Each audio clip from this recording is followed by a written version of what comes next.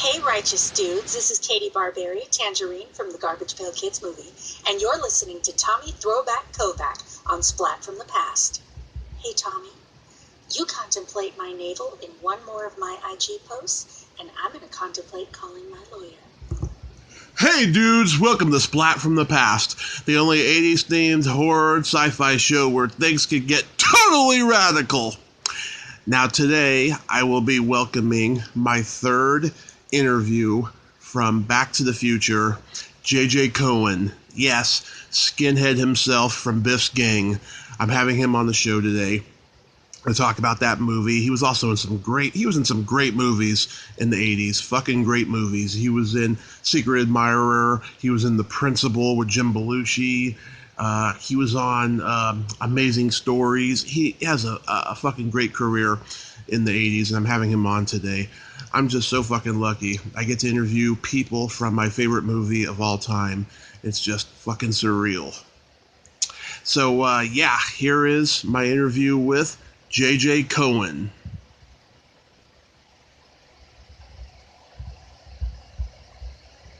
Hello. Hey, what's up, J.J.?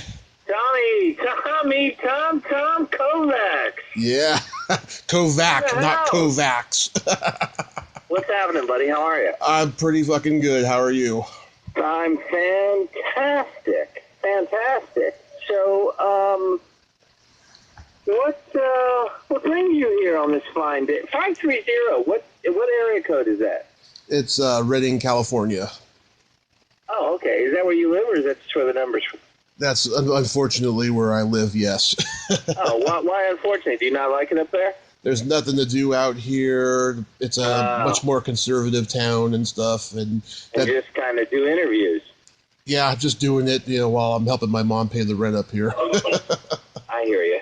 Well, if I periodically, hold on one second. Which leads me to my first statement. If I periodically cough, you'll have to forgive me. I'm getting over a cold. I'm trying to save my voice for this show. Is the Jersey Horror Con next week. It's the 11th, 12th, and 13th in New Jersey. Maybe you've heard of this show? Oh, yes. Okay, so I'm getting ready to do this show next week, and I was trying to save my voice, and but I promised you to do this, and I wanted to do it, and you seem like a great guy, so you can ask me anything you want. Awesome. About any subject, and I will do my best to answer it. Awesome. Well, let me start by saying, it's such an honor because, Back to the Future is my favorite movie of all time. And anything but that. No, I'm just kidding. Well, no, thank you. I appreciate that.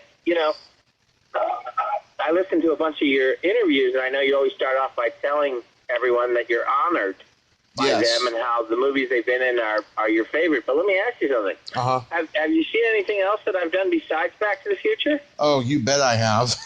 I got a whole list. Like what? Oh, God, I've seen Secret Admirer. I've seen The Principal. I've seen the Amazing Stories episodes you did, 976 Evil, all that stuff. Oh, wow. Well, you know what? I'm going to give you about 10 minutes to cut that out. What? No, thank you. Well, good. Okay, well, I appreciate that. Yes. That you took the time to watch that. On some of those things, and some of the things maybe you've seen that you didn't mention, I just want to let you know that if you didn't enjoy them, I'm not going to give you your money back on those. Yeah. 30 years later. No, I feel really, really blessed and very, very fortunate. And like I say, I'm not feeling particularly well. My voice, I'm so sorry. It's got to be so annoying. But I'm happy. I'm happy and I'm upbeat and I'm looking forward to being out in the public again. And there's a lot of things that are going on, and some I can share about. Most I can't, because if they don't happen, then I don't want to, be one of these people who talks about all these things going on, and then, it doesn't happen. But I can tell you this, when I'm in Jersey, Saturday, October 12th, I'm hosting a dinner, and it's just going to be a small number of fans. We're almost sold out, like 10 or less people, and it's a 2-hour dinner, and I believe we're charging $130, which includes dinner. It includes souvenirs that are not going to be on my table. It's going to be exclusively for people who come, and we can do a Q&A. I mean, you can, again, like this, you can ask me anything, and I'll tell you. And, you know, I'm really looking forward to that. And if it works, like if it's fun and everybody else is having fun, then I'll continue to do that. I know we're planning another one in Los Angeles at the end of October. Nice. Whether it happens or not, I don't know. But I know that it's in the works because there's some people who are going to an event that I'm not able to attend, but they weren't able to attend the Jersey show, so they said, hey, if you do one in L.A., then let me know. So that's in the works. But sorry, I'm doing all the talking. What was your first question? It's okay. We'll do a recap of that at the end of the show, and I hope it's a good turnout for you. I'm sure it will be. Yeah. So going back in time, did you gravitate toward acting early on? I did. You know, my sisters were all performers. I started in musicals, and there was a thing in Maryland called the Young Columbians. Columbia, Maryland is a small town in Maryland, and it was the Young Columbians. Before that, it was trying to remember the woman's name, Toby Ornstein. Are you Jewish, Kovac? No. Oh, okay. Kovac, because Kovac I know lots of people I grew up with the last name Kovac, and they were Jewish. No, I'm a Catholic. I'm a Catholic. You're a total shagets. Yeah. As they say. Okay, very good. You know what a shagets means, right, in Yiddish? I hope it's nothing bad. No. It's nothing bad at all. It's a person that is a non-Jewish male. That's it. It's a Gentile male. Nothing bad.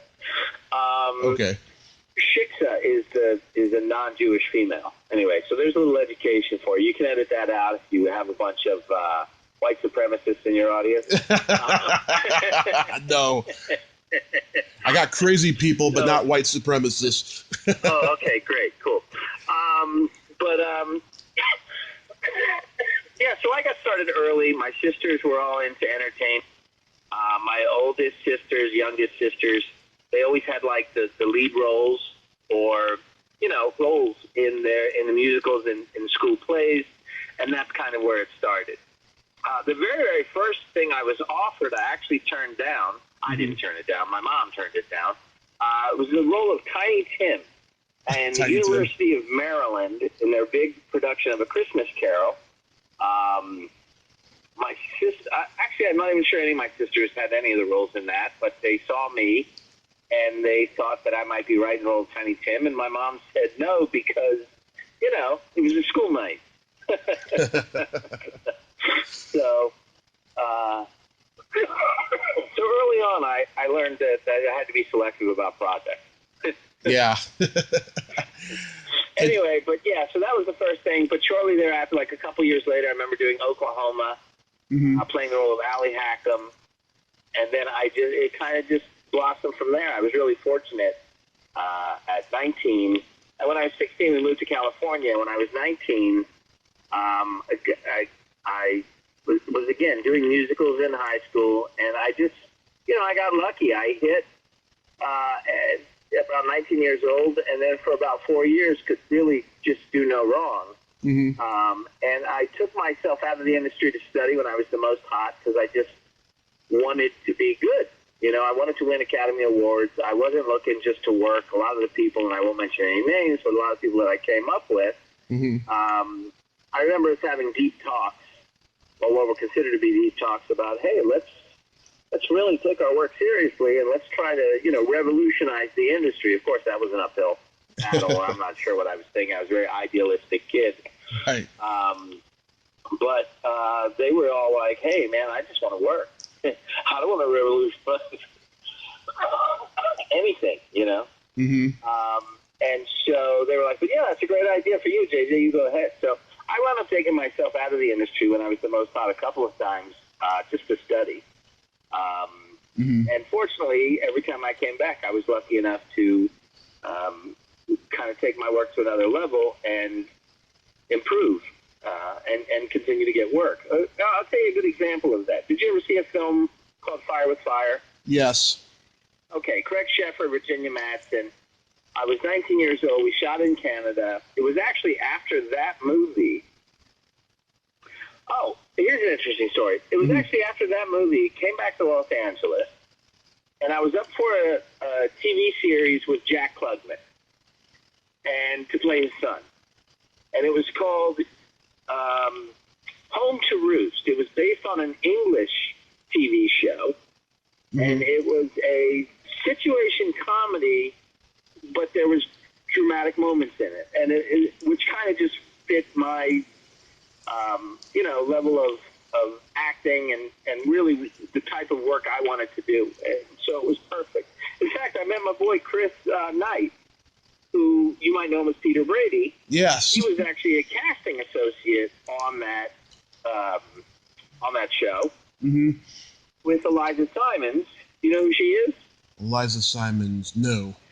Eliza Simons, I think, was the gal who was at the table in Animal House when the band comes over and says, "Do you mind if we dance with your date?"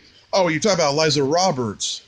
Well, she's Eliza Roberts now, right? Yeah. Married to Eric Roberts. I know Eliza. Time, yeah. She was Eliza Simons, and or Simon. Maybe there's no S. Exactly, Eliza Roberts, same person. So she was the casting director on that, and Chris was the casting associate. But anyway, so we got down to the final thing. They put me on an NBC holding contract. You'll see where I'm going with this in a second. They put me on an NBC holding contract. They paid me $2,500 a week to stay home and not audition for anything else. Huh. And I was so psyched about doing this show. It was just the writing was good, and Jack and I, were believable that we could be father and son, and there were so many good things, and I was so looking forward to it. And I wound up not getting the part.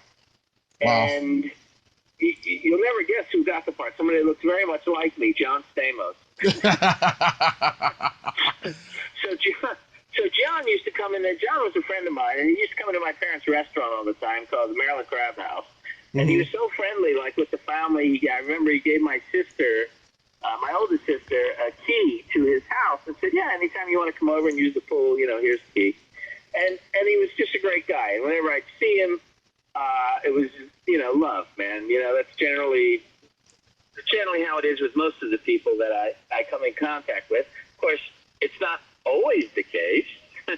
There are some people I prefer not to see, and there's not a lot of love there. But, I got a tattoo on my arm that says "Lead with Love."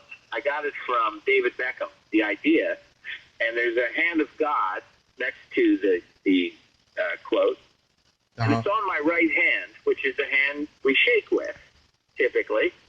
And when someone comments on it and they go, "Hey, that's a really nice tattoo," I go, "Yeah, sometimes it doesn't always end with love, but we can always lead with it, Yeah. Wow.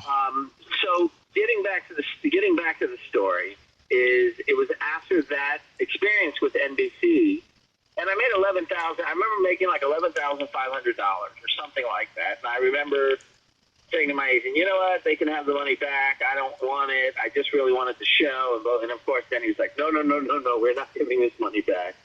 This is for us." And of course, in hindsight, of course, I'm grateful that I had an agent. Yeah. But, I came from the theater, so my intent always was just to do a good job. And that's what was most important. I remember being on Secret Admirer, a movie that you said, and I remember going up to the AD, because we were running late, on shooting something, and I was like, "Hey, listen, if you guys want me to stay later so we can get this shot, I'd be more than happy to do it." And they were like, "No, we have to let you go, otherwise we'll get into trouble with, Screen Actors Guild, the SAG, and the union and whatnot."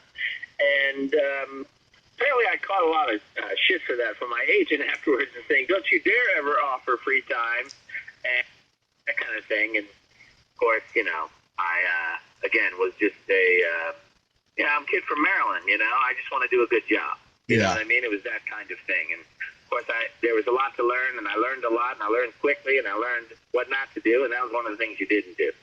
But after that NBC holding contract experience, to get back to the original question, that was when I first took myself out of the industry to study. Mm-hmm. And that's it. So that was the first part about just wanting to do better work. Mm-hmm. And your first movie was Paradise Motel? It was. Yeah, what was it like? Did you see that, or are you just looking it up from Google and I saw it. I saw it one time, like years and years ago. That was enough. That was Yeah. enough. People who saw that movie. Mm-hmm.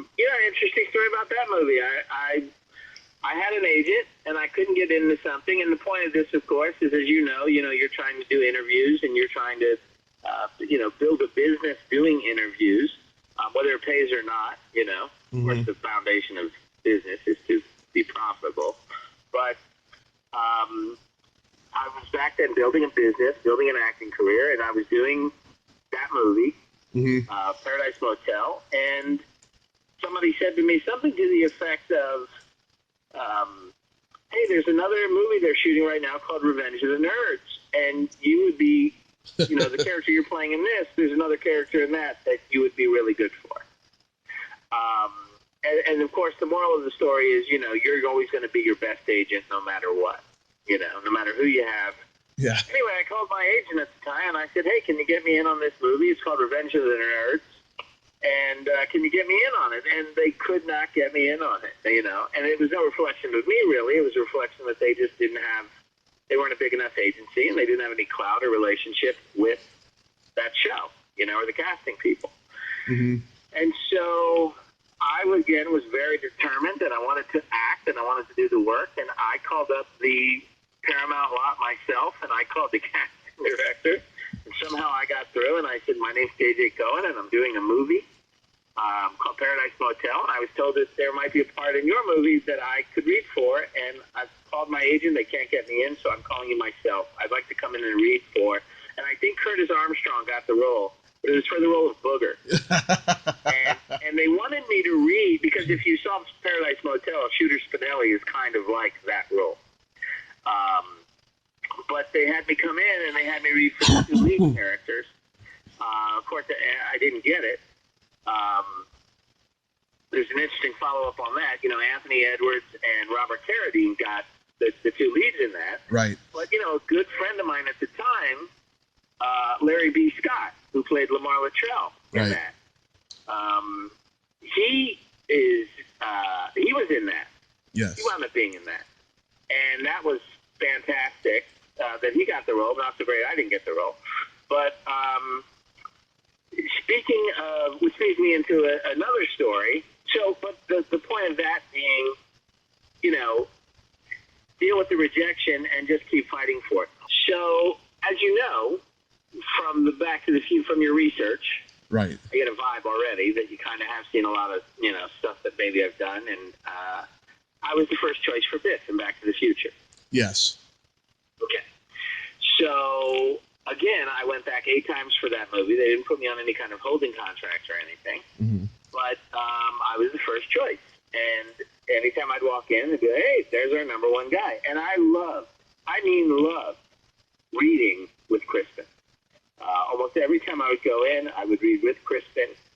And, I was a very serious actor. I was a very intense kid. I waffled between being a very, very intense guy and being very, very funny. Mm-hmm. So, like, some of my friends would be like, hey, you're a pretty funny guy. And so I'd always think I was funny. And then I would be really, really intense unknowingly. And I'd be like, no, hey, I'm just being a funny guy. They're like, no, dude, you're really intense. And so I just remember slapping him so hard, like constantly, that his cheeks were like so red. And there's Robert Zemeckis and Robert Gale, Bob Gale, and the casting people, which was Finn Feinberg, cracking up hysterically every time I would slap him in the face. And, after the scene was over, in the audition, I'd be like, hey, man, are you okay? Like, I'm really sorry, But I was just literally beating the shit out of this kid, in the thing. And Crispin, who's just, in my opinion, just a phenomenal, very underrated actor. And as I get older, I realize how more and more underrated he was, not only in that movie, but just throughout his career. Right. I mean, he's an odd guy, but, we're all kind of a little odd. You know what I mean? We're all odd. We're all kind of a little off in our own world. But Crispin, I just remember him being, no, man, that's great. It's great. It works really great. And, he was one of those artists that I did actually hang out with outside of the movie and got to know him a little better. We had a mutual friend before that. But point being is I didn't get that part, and they offered me the role of Skinhead, and I did it.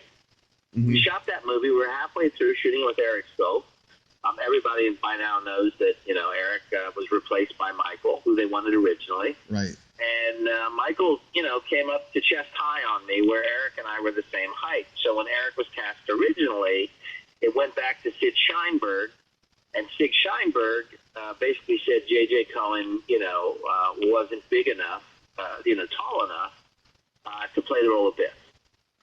And had Michael been cast originally, then I would have been Biff.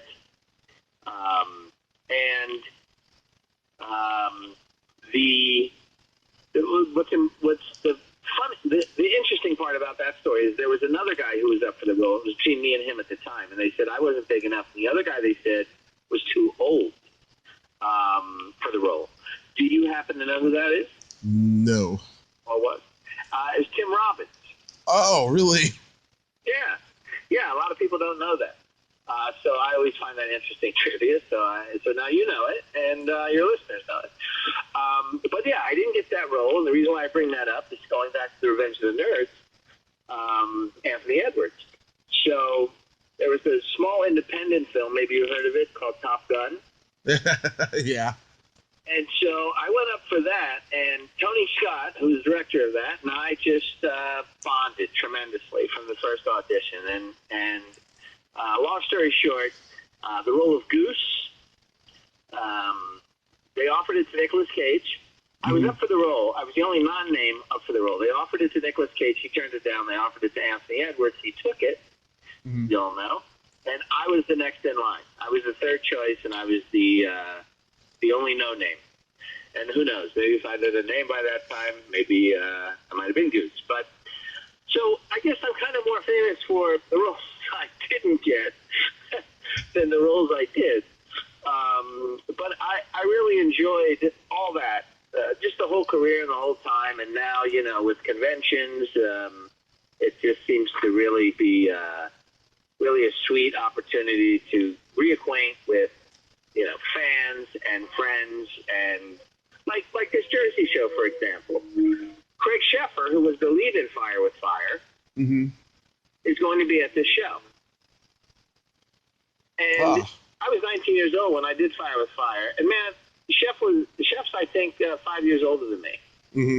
And so realistically, he should die first. But realistically, I love Chef, and I can't wait to see the guy, right? Right. Charlie Sheen is going to be there. And I played ball with Charlie, at Santa Monica High School. I moved out to California when I was 15. And I played ball with him at Santa Monica High. We were on the baseball team together. I was a catcher. He was a pitcher, ironically. So, we spent time together. He makes it seem like he was a star player there, but we both rode the bench. I had an injury. That was my excuse. I'm not sure what his excuse was, but anyway, I can't wait to see Charlie. And it's just awesome. I mean, just everything, just my whole life. I'm a kid from Maryland, and it's just everything. It's just been such a blessing. It's not all been uphill. But I don't know if you know some of that. The negative. I don't know if I guess it's negative. It all is what it is. But some of the other stuff that's not so pleasant, on my journey. Do you know any of that stuff? You told me a little bit about it in Facebook Messenger, I remember. What did I tell you? That in 2000 you lost everything. Correct, but that was actually not what I was referring to, but that's true. Uh-huh. I had a really great career, and I lost everything in the 2000 stock market .com crash. Right. And I had just done Almost Famous. Mm-hmm. I had $25,000 in the bank, and I turned the market turned. I just kind of invested smartly, or what I thought was smartly at the time. December 15th, I had $25,000 in my stock account, and by February 15th, I had $190,000. Wow. And I thought, and I had just gotten sober like a year and a half earlier, which part of my story is, I've been to jail a couple of times. I was homeless. I was bankrupt. I had foreclosure. This all happened way before the stock market thing happened. And, it wasn't, like I say, it hasn't all been uphill. But when I found myself losing all my money in the stock market because of the .com crash, I thought it was my reward for right living, And I've always kind of been a generous guy. My father died when I was 24, and that was 1987. And so 13 years later, when I was, in 2000, when I thought, hey, I'm going to be a millionaire, Look at this, 25 to 190. And there were all signs that this thing was going to take off. And, of course, I know a lot of other people, lost a lot of money, too. It devastated me in my life at that point. But I rebounded from it, long story short. And I remember having just done All My Famous. I'm trying to remember this in chronological order. And I had just gotten sober, too, like a year and a half earlier. I'm now 22 years sober, right? And so no drugs, no alcohol, and boy, could I use a drink right now. No, but it's been interesting. But the point was, when I lost all my money, I couldn't blame it on drugs and alcohol. And so that was really a hard and depressing time. And I was 35 years old, and I, slept on my mom's sofa. What was supposed to be 3 months wound up being a year and 3 months. And I was so bummed out. And you seem like you've watched a lot of movies and a lot of TV. Do you remember The Incredible Hulk and Kung Fu and Oh yeah, Lucan, the Wolf Boy? Oh yeah. You remember Lucan? I kind of do remember Lucan, yeah. So they all kind of had basically the same premise, right? It's a guy kind of traveling from town to town with a backpack, Yeah. And basically either running to something or running away from something, right? Yep, it has to fight crime. And I'm not sure which one I was doing, maybe a combination of the two. And my best thinking was like, you know what, I'll sell everything I have and just kind of do that the rest of my life, pick up odd jobs along the way and this and that.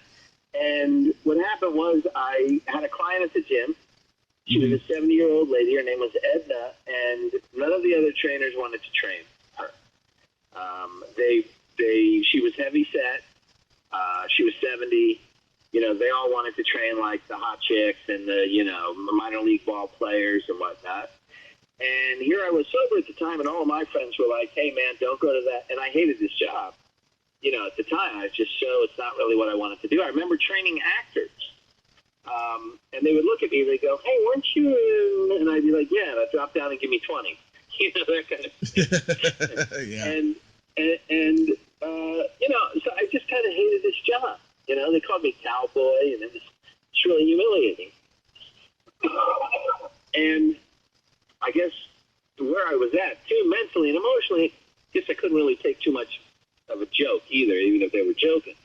But at that point, I needed to move on, and do something else. And I reached a really dark place, and all my friends were like, hey, man, don't go. We know you hate your job, but don't go there to collect a paycheck. Go there to be of service.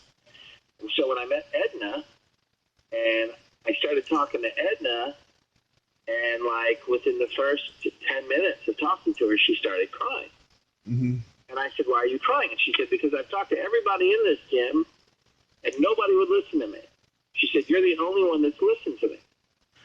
And then I started crying, because as you probably gather by now, I'm a talker. I like to tell stories. I like to, Yep. There's nothing wrong with that. Engage, Yeah. And so when she said that to me, that, I was listening to her, it kind of, broke me up even more. So she started crying, I started crying, and I said, okay, wait a second. Let me go talk to the owner. And I went up to the owner, and I said, you know what, I'll take her. And the owner said something to the effect of, well, you can get her for one session a day. Now, keep in mind, I'm sleeping on Mom's sofa at the time, and one session is an hour-long session. It was $60, and I would get $35, right? Mm-hmm. When you're 35 years old, sleeping on Mom's sofa, you got no social life, because I can't pick up a girl and say, hey, want to go back to my mom's sofa? Yeah. So you have no social life, you have no money, you're broke, and $35 an hour is a great gig. I mean, it's a great gig, right? Right. But somehow it didn't feel right to me, and so I went back to her and I said, look, this is what the owner wants me to do, but this is what I think I can do, Mm-hmm. And I said, instead of the $60 an hour, we can do $30 an hour, and I can put you in what's known as a class, where I can put two other people with you in the class. Keep in mind, Tommy, I would have only made $17 an hour, which is still a good wage, but it ain't $35. Yeah. So I said, I can make $17 an hour, but a class allows me to put two other people in the class with you. But here's what I'll do. I'll never put somebody else in the class with you. So it's going to be me and you one-on-one. And if I ever do have to put someone in the class, or he puts someone, the owner of the gym puts someone in my class, I'll always make you the top priority. How's that? She said, great. And I said, great. We worked together. And she was 242 pounds when we started. And a year later, she was 107. And, she had to get a new wardrobe. She couldn't even, stretch her legs. And she had 3 diabetic pills, went down to 2 diabetic pills, blood pressure went, everything went down. Her doctor called me and said, you saved this woman's life. And again, I was so humbled by the whole thing, but also I was really lucky because Edna was committed and did the work. And I remember every now and then when I did have a client who was a minor league ball player, and I'd tell him to do a certain exercise, and he'd start, bitching about it. And I'd be like, you don't want to do it? And he's like, no, they're really hard. I was like, hey, Edna, can you come here for a second? I want you to show this guy, who's like in his 20s, I want you to show this guy how to do this exercise. He thinks it's difficult, And so we always had fun with that, And, of course, when these young guys see this 70-year-old woman doing these exercises, of course, their ego came into play, and then they got better workouts, Mm-hmm. So it was cool. And bottom line is after that was over, I told Edna what my plan was, like I was telling you that I was just going to go travel from city to city. She's like, is that really what you want to do? And I said, listen, all my life I've worked for other people, whether it was in my parents' restaurant or in the entertainment industry or even here in this gym. Mm-hmm. And I've always made other people a lot of money. And I said, I want to make a lot of money, And I said, I don't know if I can do that with what I have. I don't have any money to make a lot of money. And she said, well, what would you need? And I said $30,000. I just threw a number out there. And the reason why I said $30,000, Tommy, is because I thought that's what my parents used to start their restaurant, Maryland Crab House, which was a very, very successful restaurant. And turns out it was 120 was used. Nice. But I didn't know that. I thought it was 30. So I said to her 30. And long story short, I turned 30,000 into 600,000 in the first few years in real estate. Worked really, really hard. And, paid her back and then some. And that was kind of that story. And shortly thereafter, my mom got sick. Not sick, just older, needed some help. And I had the time and I had the money. Mm-hmm. And so the doctors were giving her 1 to 2 years to live. I said, I'll, step up and do it. I had 4 sisters. They weren't stepping up. And, it seemed like my mom was, dying at the time. So I was like, well, I'll do it while everybody's, quibbling about it. And I only thought it was going to be 1 to 2 years. It wound up being 10 years. I moved her to Vegas around the 7th, 8th year. Took her everywhere, Wayne Newton. Do you know Wayne Newton? Of course. You know Wayne Newton is? Of course, Wayne Newton. Of course, right? Right, Mr. Vegas. Mr. Vegas, the original Mr. Vegas, right. So I took her to see Wayne Newton. Wayne Newton kissed her. It was a highlight for her. You know, we danced, we went dancing, and we took her to a lot of the music, hear live music, and a lot of the shows, and we just had a great time. Anyway, she passed away in 2016, July 2016, and now the beginning of this year is when I started going back out and doing interviews again and podcasts and these shows. And, you know, there's a lot of other things in the work. Unfortunately, right now, the only thing I really want to talk to you about or share with you about is this Jersey show. That's next week. But there's a number of things in, and I know you'd like to do repeat guests, so if I ever have, I'm trying to put a show together in Vegas. I live in Las Vegas now, and I'm trying to put a show together in Vegas, where it's going to be a 2 to 3 night a week casino contract, and it's going to be a comedy show with music, and I can't wait. I mean, I just can't wait. My dream was always to play Broadway, and where I live now, Broadway's too far, right? So the next best thing to me would be playing Vegas. I mean, if it was good enough for Elvis, it's good enough for me, you know? Yeah. So I'm really looking forward to that on the entertainment side. And then there's some people that have approached me recently and said, hey, why don't you get back into acting? And, you know, it's got to kind of burn for me a little bit, and it's burning more than it has been in years, but it's not at that point where I definitely want to 100% commit to anything. So, but I know I like entertaining. I know that's still fun. Like, I'm having fun talking to you, telling these stories, because I think they're good stories, and I think they have good morals and lessons behind them. You know what I mean? Oh, they certainly do. You know, I mean, I love hearing stories about people who persevere, because I have tremendously. Thank you. Yeah, tell me. I mean, have you ever talked to your audience about your story? Oh, many, many times, yes. Okay, so then we don't need to get into it because they've already heard it. But I can tell you. People, I'm sorry? No, I can tell you. Oh, you want to tell me? Okay, go ahead. Yeah. Tell me the story. I know you were in a coma. You were in a car accident or something, correct? Yes. Okay. So in 2013, I lost everything, and so did my mom, thanks to her boyfriend at the time. And I started drinking heavily, even more so than I ever had been, because I was always the sober one in the family. But then I started in January of 2015, it was a night of drinking. Me and this guy that I thought was my friend, we were coming back from San Francisco from hanging out at bars. And I fell asleep in the passenger seat. He fell asleep at the wheel. We crashed into the middle of the road, and we got out okay and stuff. My hand was bleeding and everything, but other than that, we were okay. And then your hand or your head? My hand. Okay. So we got out of the car, and then another car collided with ours, and the impact hit us and knocked us about 100 yards into the road, and I got the worst of the injuries, which led to my coma. Wow. You survived the car crash, but not the aftermath of the car crash. Yes, correct. That's deep, man. That's deep. Yeah. Well, I'm glad you're here, and I'm glad you're around. Oh, thanks. Yeah, it's been an incredible journey, and you know, it was like, you know, a year and a half later, after, you know, everything, after I was out of the hospital, everything was done and stuff. I was just like, I'm going to start a podcast, and I'm going to interview all my heroes and stuff and people that I grew up watching, and I have, and it's a tremendous gift.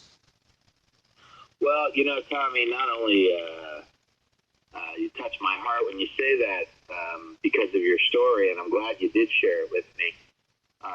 But I'm touched that you would even consider me a hero in that vein, or, you know, that you even contacted me and my business manager, really. And then I talked to you the other day, and it was nice, and I really appreciate that. And you know, if you ever come to one of these shows, please do come up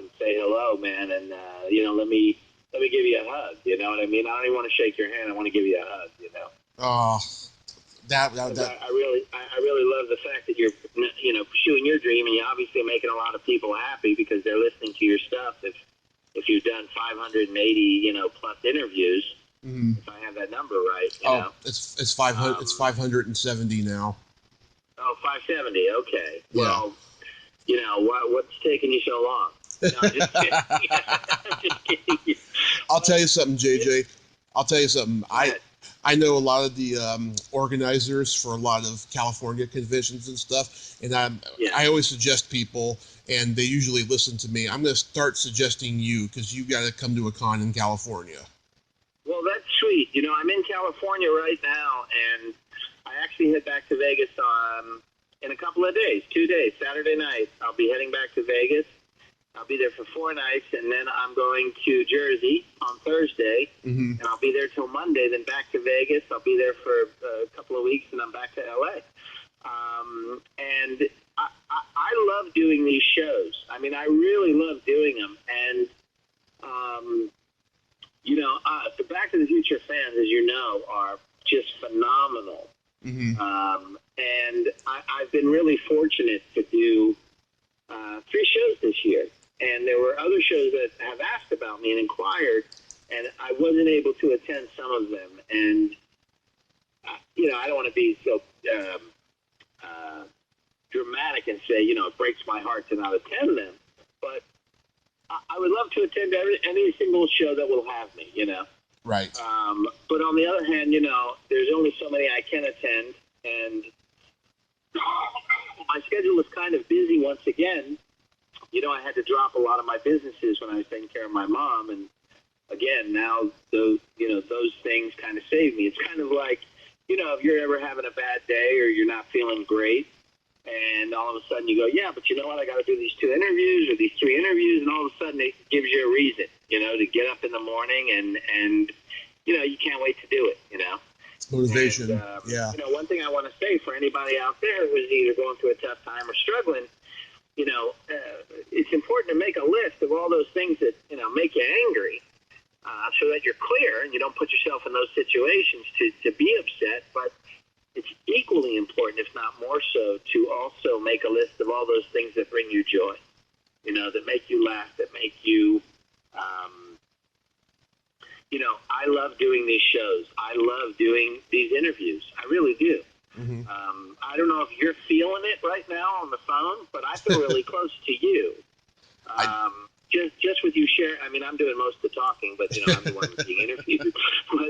But just the one story you shared is like I feel very close to you, because of that. And I think that's just an attribute of the depth of your soul and what you're willing to share with people. Which everybody's had a story like you've had, like I've had. But when you feel the story as you're being told it, only few people can do that have that gift, and you have that gift, my man. I've interviewed a lot of people who have been in similar situations to myself, and I've felt, I felt that same feeling with them too, and I do feel it with you, JJ. I really do. Well, that's nice. That's nice. Yeah, well, listen, I look forward to meeting you, certainly. And if you ever, like I say, are attending any of these shows, please do come over. I will. And certainly if you want to, I'll talk to you more about that off the air. But feel free to recommend me to every show whether it's in California or not. And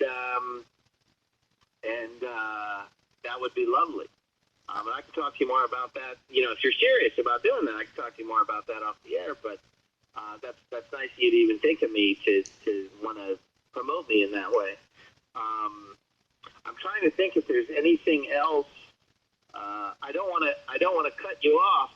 Were there any more other questions, or did I? It's people who have interviewed me basically say, JJ, you're a good guest. I'm assuming they're telling me the truth and they're not just blowing smoke. You're a good guest, so they only got to ask you like one lead-in question and then you go. There's one thing I was really curious about. Sure, go ahead. I've only been able to talk with one person about this, but when you did Secret Admirer, did you see any indication or were you any surprised about what's happened to Lori Loughlin? I have to tell you something. I did not think that's where you were going. I thought where you were going. No, I'm totally serious. I thought you were going to say, did you see anything with Corey Haim? Corey Haim. Oh. That's where I thought you were going with that. I'm not interested in Corey Haim. No, I understand. No, I didn't. I mean, I don't really know Lori that well. She worked with my friend. We never really had any scenes together, number one, in that. And I don't know if you know how a movie is shot or works, but basically you hang out with the people that you're in the scenes with. Oh, I know. Yeah. Because when they call you to work, those are the days they call you to work to shoot those scenes. So if you're not typically in a scene with that person, you're typically not seeing them or interacting with them too much. You know what I mean? Yeah.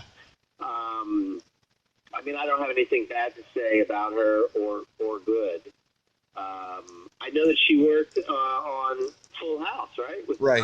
Right, with John Stamos. Yeah. So I can tell you how great a guy John Stamos is all day long. I mean, he's funny. I haven't seen him in a long time. Like I say, I've kind of been out of touch with everything. But I remember every time him and I ever got together, I saw him at the Crab House. We just, or at a party or whatever, we always hugged. It was always a very positive thing. He's funny. He's bright. And he's a very good drummer, too. I play drums. Oh, really? I did want to add this. I did want to mention that. Mm-hmm. I was a drummer, and John's a drummer. And so we always had that in common, too. But speaking of playing drums, it leads me into, when I was a kid, first starting out in all this, actually doing Secret Admirer, that's where I met Courtney Gaines. Oh, really? And Courtney Abbey, you know who Courtney is, right? I know who he is. Yeah, I've reached out to him, but I haven't heard back. Oh, well, keep reaching out because he's a good guy. He's probably just maybe, I don't know, too busy or not too busy. That's probably not the right phrase. But maybe he's busy or maybe he just doesn't want to do it. But, my feeling on that is just say, hey, listen, if you don't want to do it or you don't want me to keep calling you, just tell me. Yeah. You know what I mean? And I'll stop. I mean, that's my feeling is always to try to be direct with people. Say what you mean, but don't say it mean. Yes, exactly. I'm not always successful, mind you, at that. But I do strive for that. But where I was going with this is me and Courtney, aside from being like best friends when we were young kids, we had a band. And Christophe St. John was also in that band. And me, him, and Court, we were, like I say, best friends. I mean, those guys turned me on to a lot of stuff that a kid coming from Maryland would never really know about. And, I mean, they turned me on to, like, Led Zeppelin, and the song remains the same. I was a little white boy from D.C., basically. Yeah. I was into soul and funk and Parliament and Cameo and Funkadelic and George Clinton and great music, yeah. And I was a little, that's who I was, Yeah. And that's what I grew up on, a lot of jazz, soul, R&B. But they turned me on. I remember they took me to Song Remains the Same by Led Zeppelin. It was a movie. And have you ever seen this film? Oh, yeah. Okay. So, all right, getting off the point. So Christophe St. John. I don't know if you're aware of this or not, but when I was living back in Maryland, I saw a mini-series, probably one of the first mini-series that ever came on TV called Roots. You remember Roots, right? Yeah, LeVar Burton.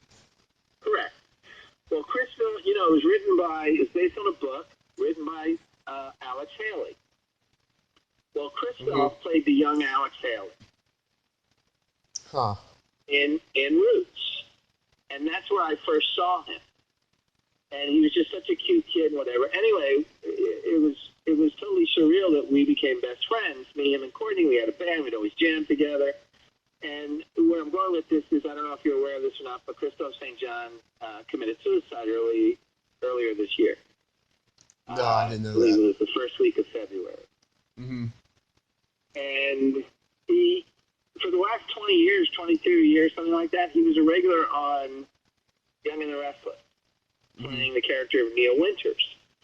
And we kind of lost touch years ago, as people do, or can do, just going in different directions. And anyway, it was heartbreaking that he, they ruled it as alcohol poisoning or something like that.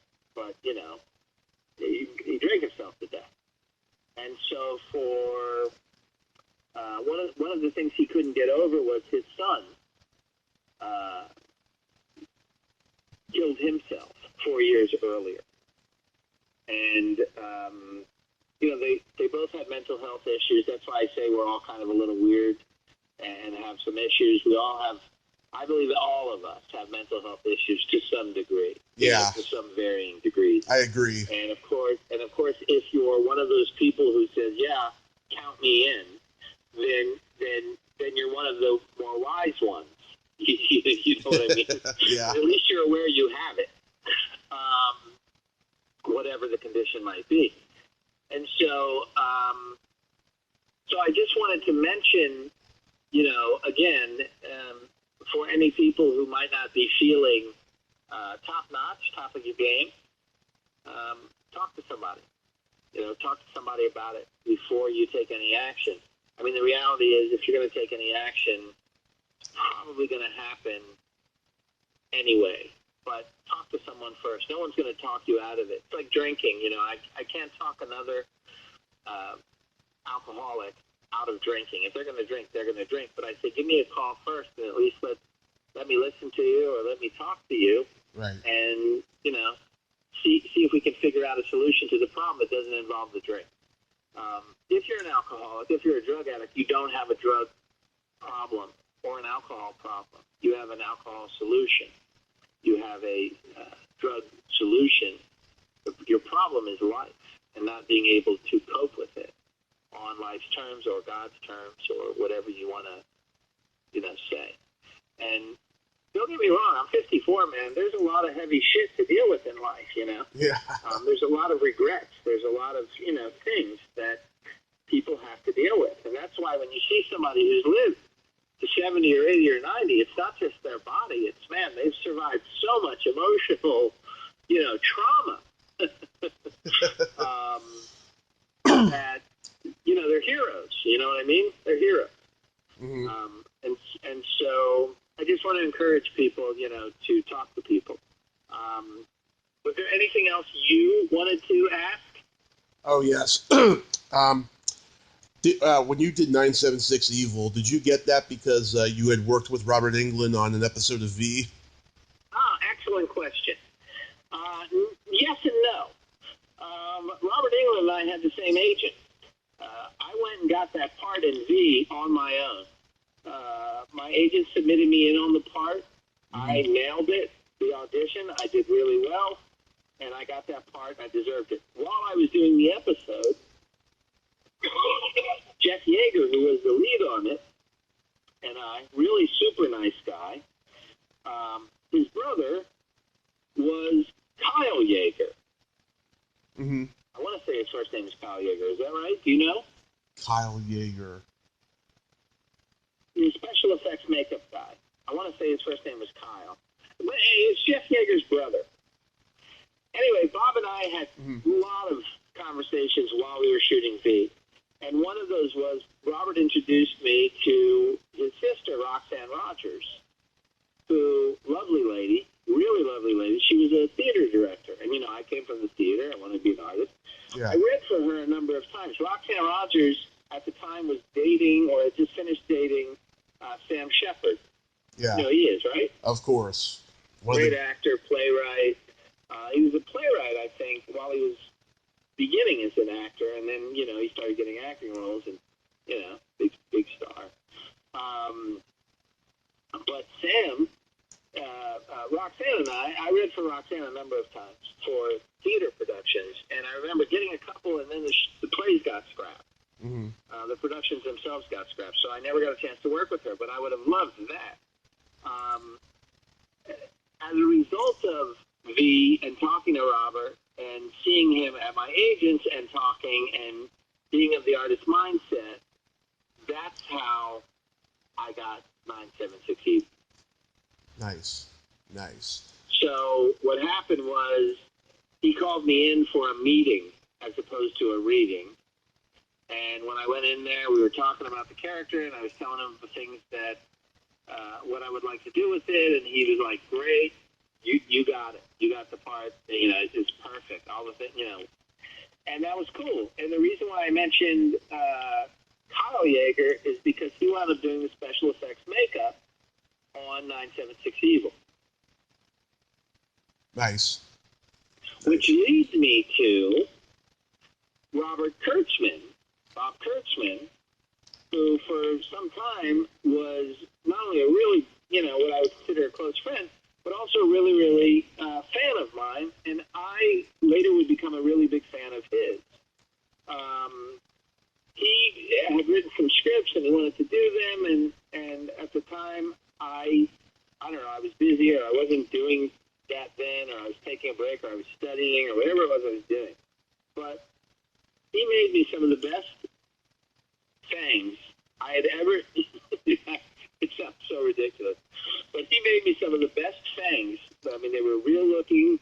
The way they held in my mouth, it was fantastic. I mean, I can't say enough good thing about those fangs.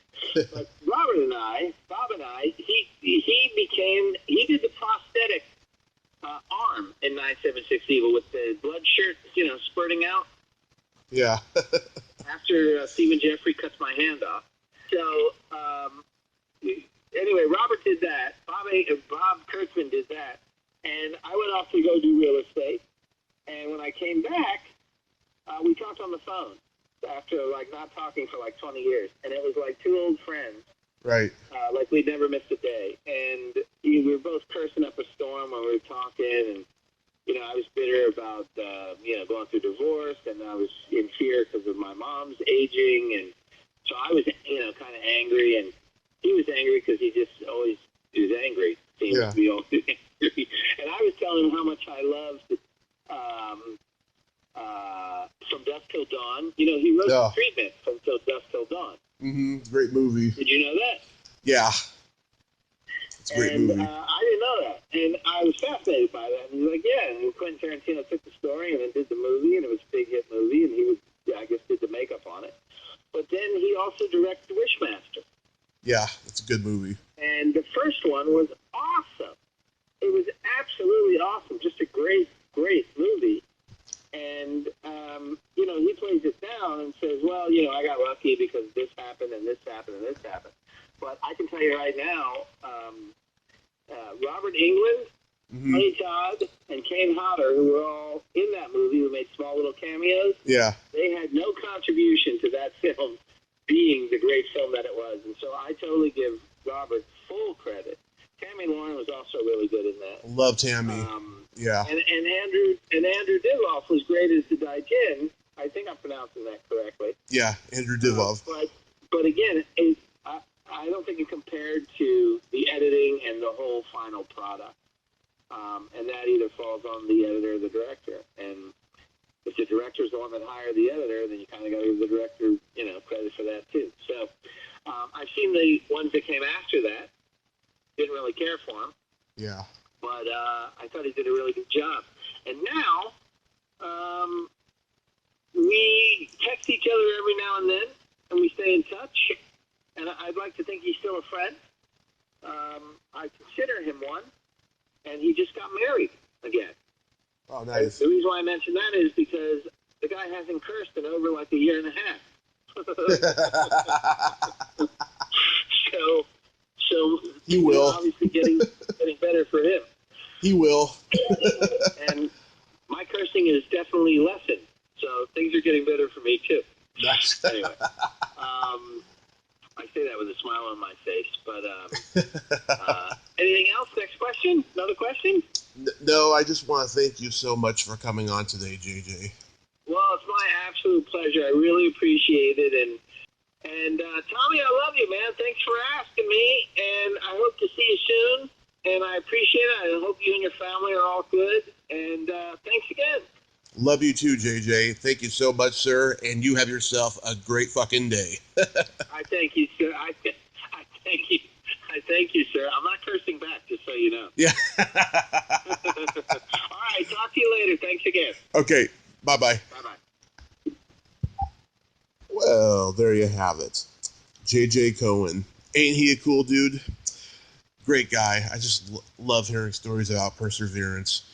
Maybe I should stop saying that, but I can't help myself. I love talking to people who just come back slugging, and that's what JJ is doing. If you like this video, everyone, please subscribe to my YouTube channel, add me as a friend on Facebook, join my Tommy Kovac comedian page on Facebook, follow me on Twitter and Instagram, and all that fun stuff. Well, that's all the time we have this week on Splat from the Past. Until next time, this is Tommy Throwback Kovac saying, there's no shame in living in the past, because the present sucks. Later, dudes. Gotta get back in time.